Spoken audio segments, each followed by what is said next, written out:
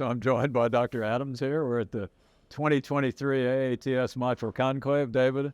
Another packed house today. It's phenomenal. Randy, it's amazing. And thank you for your help on the journey of making the Mitral Conclave what it is. But it was a really special day today, for me personally. And I think for the specialty, again, this is it's getting increasingly hard to do meetings like this.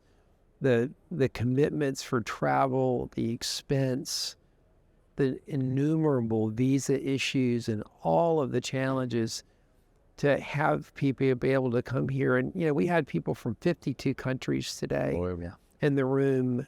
We have over 870, almost over 900, I guess now, registrants.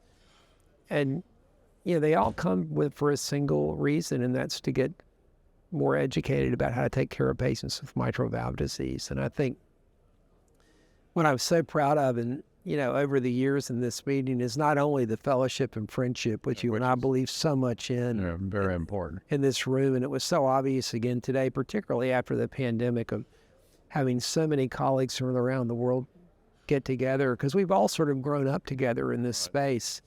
That was really meaningful. It was also meaningful, and I'm sure you appreciated it on the stage, the sort of progression to the next generation. A lot of new rising stars in the field, and all presenting really exciting sort of new ideas and thoughts, particularly in the transcatheter arena and in the imaging arena. So many good things are happening in this disease, and it still comes back to the commonality you and I care so much about, which is the individual patient. And these meetings really are about patients. I think that not only is there exciting learning and education, but I think being together and learning and being able to see people who've been giants in the field, or be able to talk to them and interact with them, and also being able to see friends and learn about new advances. There's a continual push for improvement and excellence in what you're doing. I think that talking about the 40-year anniversary of the French correction, having Octavio Alfieri get the Lifetime Achievement Award, shows the innovation and excellence can push the field to do. And that's what was so spectacular today. It was a super special opening plenary session, because to have those surgeons, have Patrick and Gilles and Didier Lemay and Farzan Filsoufi, they're talking about the early days at Brisset and being around Carpentier. And the thing I remember from this morning is emphasis of just Carpentier's willing outcomes, his energy and his enthusiasm and his dedication. And it's something that, like I said in the session, I was so happy that those messages are being delivered, because it is the foundation of what we all do. And today we really celebrated a lot of history in cardiac surgery in that session, not just with Carpentier, but with all of these incredibly courageous surgeons that were really pioneering commissurotomy before bypass. And I think that I don't ever want to take for granted all the pressure and vision and sacrifice all these surgeons were under for outcomes in the early era. And of course, we just, carry the banner on if we're fortunate, and then we get ready to hand the banner off to someone else. And it was really meaningful, I think, today to watch this. And I can't agree with you more about Octavio getting this award.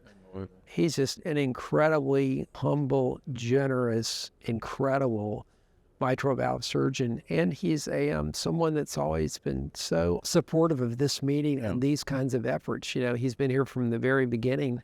He's been to all the conclaves. He was on the first program committee, and I thought it was a really special time today. He's an incredible gentleman, besides being a giant in the field.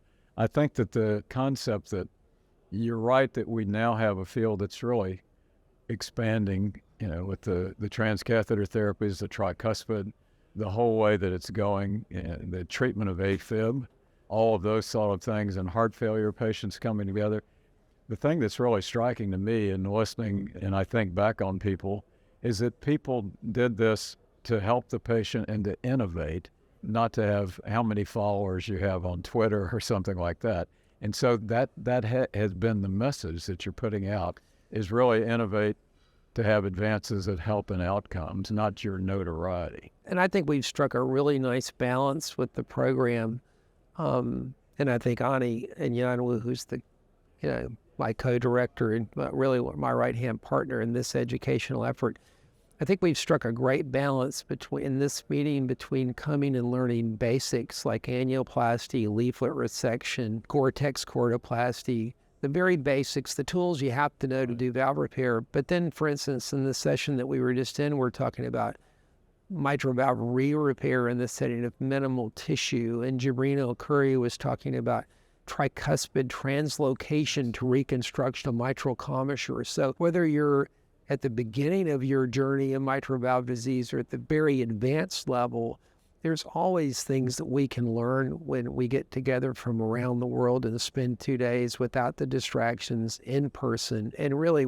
talk and work together. And I must say, Randy, and I know you saw them, some of the breakouts were really quite a lot of fun this year because I do love getting together with cardiac surgeons in a very special field where you have a lot of specialists, because it really is fun to hear all of the agreements as well as disagreements. I had to get up and disagree with my good friend Tyrone David more than once today, so it was a lot of fun. I think everybody enjoyed it. So now the focus is really on moving forward. I mean, this has been not that you would leave this fabulous model, but education now, there's nothing that replaces in-person education. Obviously, you went and learned from Carpentier and people learning in person or learning in a meeting like this. But there are now some really innovative ways to educate people. Do you see that being an adjunct to what the large in-person meeting would be? I think it's going to be a continuation. I think that the large meetings are going to be really, will always be important. And I think this meeting will continue to,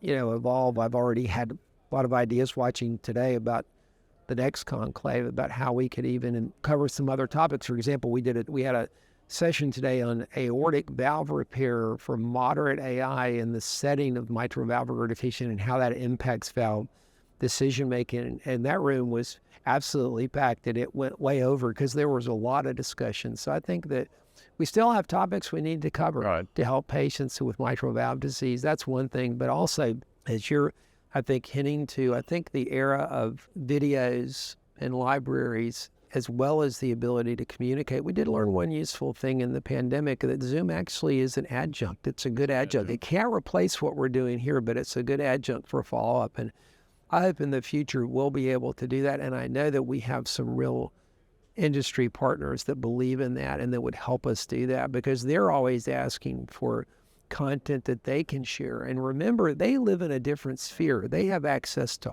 all heart surgeons in a community. So it also is very useful, those partnerships, to try to reach a broader audience of surgeon with some of these concepts, as well as some of these techniques and tricks that we've been talking about today. And the interesting thing is that people, when they're around giants in the field, around people, they want to feel like you're speaking to them. Okay, that you're really helping them, and they can believe that. And I think the same thing occurs in a video format, is that if you incorporate the viewer and the viewer is with you, then you really learn better than having a video didactic lecture. So there are tricks for that. But listen, this has been not something that you threw together overnight. It's a little bit of work. It's a lot of work, but it's always worth it. It's an incredible honor to get to do it for the American Association for Thoracic Surgery. As the slide that Ani showed today of Carpentier making a comment about the role of the AATS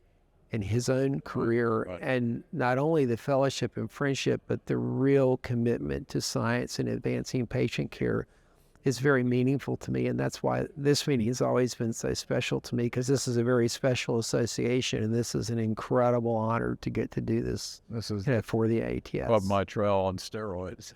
It's a good one. We have some more work to do, Randy. I also think we're going to, we need to get reinvested into these satellite workshops that we've done. Absolutely. We've done them. We're going to do a mitral conclave workshop next year in Japan. I get approached by several people about doing it, regionally. And I think it's something that I'm really interested in seeing us invest in, because I do think, as great as this meeting is, and as many people as we can get here, there are many more people that will be educated if we can come to get them. So I do think that you'll see some, I'm going to invest some new energy in trying to have some satellite. It's interesting because you learn, you remember Octavio showed that picture today of his daughter in the park, and beauty in the differences.